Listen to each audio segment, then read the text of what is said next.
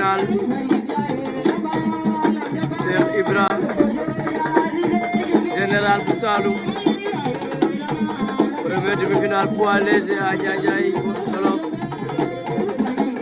Général bu Saloum Cheikh Ibra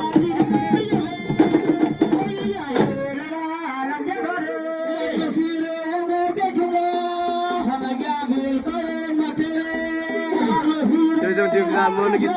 ci gannaaw noonu ñaari ngeen buy wex yow ci gannaaw moo nekk deuxième demi-finale bi